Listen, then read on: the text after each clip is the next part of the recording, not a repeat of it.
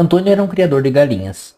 Tinha um cercado com mais de 100 aves. Ele comercializava tanto os animais quanto os ovos que ali produziam. A principal renda da família vinha desta atividade. Faziam também lavoura, mas o cultivo era principalmente de milho, o principal alimento das aves.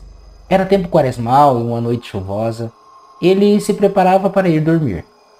Já em sua cama ouviu seus cães bravos, latiam muito. Com preguiça, não quis levantar-se para ver o que se tratava. Muito provavelmente era algum gato da vizinhança que estava fazendo ronda por ali. Passado algum tempo, os cães começaram a mudar o som de braveza para um de assustados.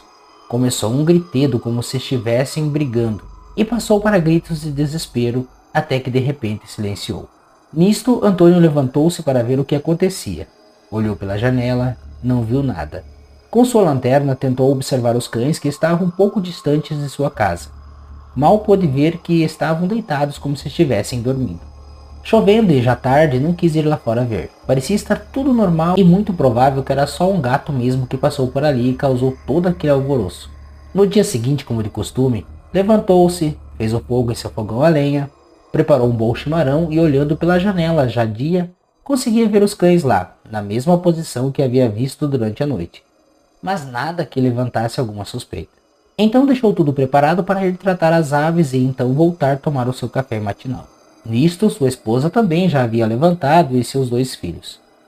Um de 7 e a outra de 10 anos. Já estavam ali na cozinha com ele. As crianças eram parceiras do cuidado das galinhas.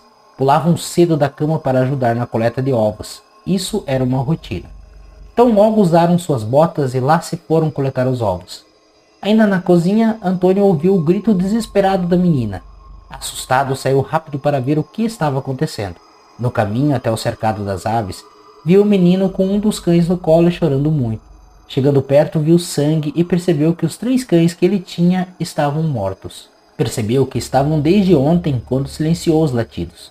Os animais estavam rígidos e sem vida. Deixou-os ali e foi ver a menina. Ela estava parada na entrada do galinheiro, pálida, paralisada e trêmula. A cena era muito triste e as aves estavam espalhadas por aquele pátio, todas sem vida.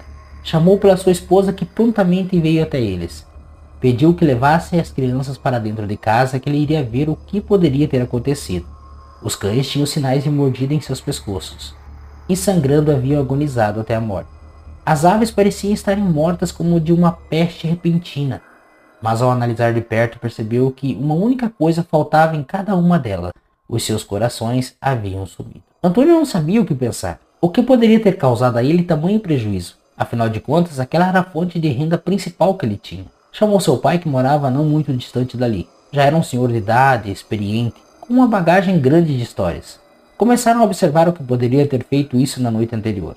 Onde os cachorros estavam não tinha como saber pelos rastros, uma vez que, embora estivesse chovendo, estava todo mexido o chão, pois haviam brigado ali, e o que dava para ver eram alguns pedaços de pelos e sinais de garras, nada além disto. O senhor nada falava.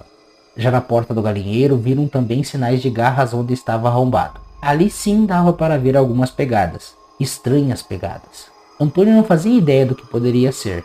Seu pai apenas disse ao ver como estavam as aves, que tinha quase certeza do que se tratava.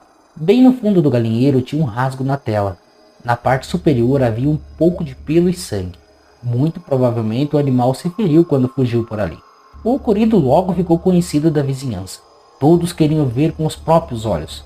Cada um com a teoria cabulosa e o pai de Antônio quieto. Seus olhos apenas iam de um lado para o outro sem dizer uma palavra. Sentados tomando um chimarrão com alguns vizinhos que ali estavam, Antônio contou sobre o acontecimento. Muito triste, comentou que o mais estranho foi o silêncio após a briga dos cães. Com a quantidade que tinha de aves, deveria ter ouvido elas assustadas e gritando, mas simplesmente nada. Som nenhum houve. Um dos vizinhos que ali estavam era um senhor meio carancudo. Era mais reservado e nunca gostava de falar de coisas que fossem parte do folclore. Quando entraram nesse assunto, levantando a hipótese de ser um lobisomem, ele riu, deixando claro que duvidava. Então Antônio mostrou os pelos que encontraram. Não dava para discernir de que tipo de animal seria. Completou dizendo que ainda iria descobrir. Nisto, pediu ajuda dos que ali estavam. Comentou que no final do cercado havia um buraco na tela por onde o animal que atacou havia fugido, e que nesta fuga havia se ferido, muito provavelmente nas costas.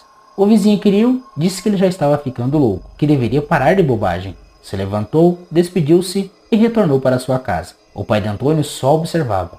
Já havia saído o sol e o clima estava quente. O vizinho que tinha se despedido usava um casaco grosso. Nisto falou o pai: "Não está sentindo calor com este casaco?" Então ele respondeu: "Ah, sim, estava fresquinho de manhã e usei, mas agora vou ter que tirar."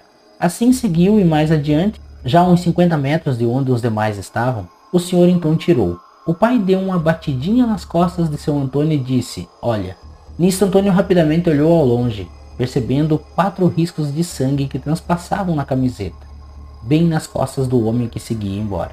Branco e pasmo, olhou para seu pai. O senhor só balançou a cabeça que sim. Naquele momento Antônio lembrou das histórias que o pai dele contava quando ele era pequeno.